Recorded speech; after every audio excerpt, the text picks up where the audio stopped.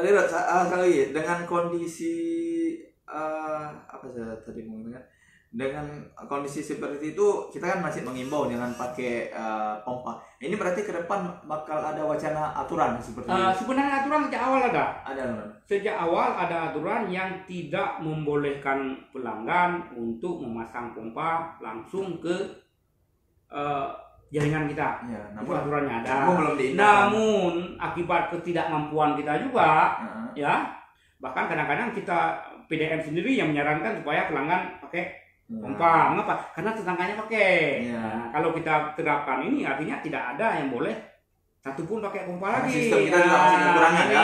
Jadi kalau kita berharap setelah tekanannya cukup, tidak ada satupun pelanggan yang boleh pakai pompa. Ya. Nanti kita sambil meningkatkan kapasitas nanti seiring ini. Itu yang saya katakan butuh dukungan dari semua pihak. Kita tidak bisa PDM tidak bisa berjalan sendiri. Kita untuk menjadi baik kita butuh dukungan dari semua pihak. Oke. Baik, kasih berarti tadi itu bincang dari Dirut PDM Tirta Daruy bahwa ada banyak masalah sebenarnya dalam pelayanan air bersih ini. Yang pertama soal apa tadi, instalasi ya, upgrade instalasi, kemudian ada bocornya bendungan karet, itu juga mengganggu pelayanan. Jadi saat ini sedang dikerjakan upgrade instalasi dari 600 liter per detik menjadi 800 liter per detik. Jadi butuh waktu diperkirakan sampai Desember ya, kalau target kita ya, kemungkinan mudah-mudahan selesai. Bukan target tapi batas waktu. Batas waktu karena ini anggaran ya, jadi sampai Desember. Kemudian ada reservoir di Taman Sari lah kita kan, dengan kapasitas 3.000 ya. Saat ini sudah berfungsi tapi belum berfungsi sepenuhnya. Ini masih uji coba lah, karena walaupun itu berfungsi di sana juga belum di hulunya, hilirnya belum ini ya, belum. Jadi nanti reservoir ini adalah untuk mendorong air supaya lebih kencang ke wilayah-wilayah barat Banda Aceh seperti Meraksa, Kutaraja hingga Jaya Baru. Satu lagi saya balik, ini soal pelanggan di Banda Aceh ya. Tadi kan soal kita PDM. Kalau di sisi pelanggan sendiri di Banda Aceh ini seperti apa? Masih banyak nggak pelanggan yang menunggak atau pencurian air? Ya begini, kita kan seiring dengan perubahan pelayanan kita juga terus mengejar, katakan memperbaiki pelayanan kita ya. Sekarang kita sedang membangun banyak DMA, artinya District Meter Area, yang untuk memastikan bahwa air yang masuk ke pipa-pipa kita sesuai dengan air yang keluar di kran-kran pelanggan, dan itu terukur. Misalnya kita masuk 100 kubik, nanti yang masuk ke kran pelanggan juga 100 kubik. Selama ini kita masukkan 100 kubik, tapi yang berbayar itu cuma 60 kubik. 40 kubiknya hilang. Hilang itu bisa karena meter kita yang sudah tidak akurat. Nah, bisa jadi ada pemakaian ilegal dari pelanggan. Bisa jadi karena ada kebocoran pipa. Tapi kalau melihat kebocoran, itu kan sebenarnya kalau bocor akan kelihatannya, kecuali bocor-bocor di got. Tapi yang bocor di jalan, begitu bocor langsung kita bisa tahu ada bocor pipa, dan itu kita perbaiki. Dengan pembangunan DMA ini kita berharap bahwa pemakaian air akan lebih tertib. Kita berharap memang orang yang punya hak akan dapat airnya, walaupun sebenarnya air ini kan urusan kewajiban pemerintah untuk kasih ya. Nggak ada kata lain, ini kewajiban undang-undang yang kebutuhan air harus dipenuhi oleh pemerintah, dan pemerintah terus walau berbayar memang, walau masih berbayar. Kenapa berbayar? Karena kalau tidak berbayar nanti orang tidak peduli dengan air. Orang yang gampang dapat akan buang-buang, kan ada free. Jadi itu kenapa harus bayar, supaya tidak disia-siakan air. Seperti listrik juga. Jangan nanti kolam ikan pakai air PDM. Pakai air untuk nyiram untuk semua PDM. Karena semakmur negeri, hal-hal publik ini juga dibayar. Mengapa? Supaya bisa diatur.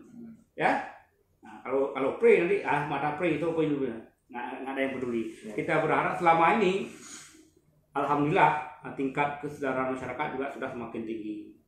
Artinya sudah hampir 60% pelanggan kita yang rutin bayar tiap bulan, 50 sampai 60%. Sudah menerapkan, bukan menerapkan saat ini loh. Saat ini baru sudah kita pakai aturannya, sudah lama dibuat itu, bahwa pelanggan yang menunggak 3 bulan akan kita putuskan.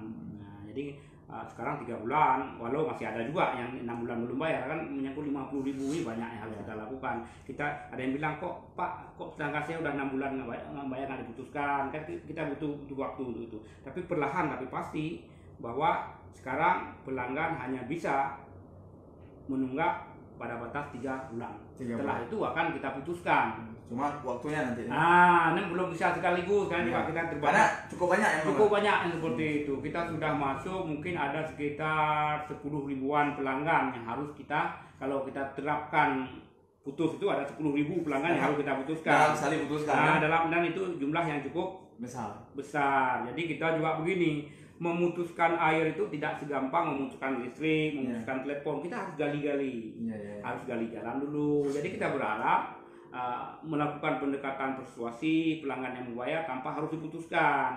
Kalau dia masih bisa janji bayar besok, kita akan tunggu, ya udah nggak usah diputuskan, besok bayar Bu ya. Besok nggak dibayar juga, kita tunggu lagi, mungkin dosanya akan dibayar. Karena untuk memutuskan pun kita butuh waktu, butuh biaya. Jadi kami sangat berharap bahwa pelanggan-pelanggan juga bisa seiring dengan kita perbaiki pelayanan, pelanggan juga makin bijak lah. Berarti saat ini masih bisa kita katakan masih tinggi ya yang tingkat ini. Alhamdulillah. Alhamdulillah. Tapi ada perubahan. Ada perubahan. Yang saya bilang alhamdulillah bahwa ternyata ada perubahan yang lebih baik. Tapi kalau untuk presentasi untuk sebuah perusahaan ini tinggi. Ya sudah seperti ini. Ada pelanggan yang tadi komplain ternyata 2, 4, 6, 7 bulan menunggak. Ya. Ini komplain nggak ada air. Lalu dia tanya, Pak, Bang, kenapa nggak ada hidup bayar? Apa karena kami tidak bayar? Dan alhamdulillah mereka sudah bayar. Nah, ini kan artinya ada perkembangan juga, ya. Baik. Jadi ini memang butuh Sederalun butuh sama-sama juga pelanggan harus rajin membayar juga PDAM selaku perusahaan yang dibebankan untuk menjalankan suplai air bersih juga harus terus memperbaiki sistem pelayanan ya, walaupun banyak kekurangan banyak tantangan apapun itu air bersih juga kebutuhan paling utama mungkin masyarakat kalau nggak dapat hal-hal yang lain tidak terlalu ribut seperti air bersih, tapi listrik sama air ini memang hal yang paling inilah bagi lo. Jadi orang akan ngamuk-ngamuk terus, tidak bisa menunggu-nunggu makanya air itu cukup dibutuhkan. Baik, Poyut, terima kasih pertemuan kita hari ini sudah banyak membahas tentang air bersih. Jadi ada gangguan selama ini memang mungkin karena adanya pengerjaan upgrade WTP di Lambaru. Jadi ini ada penambahan kapasitas dari 600 jadi 800 dan ini akan selesai Desember. Mudah-mudahan setelah ini suplai air kembali lancar, apalagi ditambah reservoir Taman Sari yang sudah akan berfungsi. Berfungsi normal belum tahu kita. Setelah semua selesai ya. Berarti Januari insya Allah akan ada perubahan baru dalam pelayanan air bersih.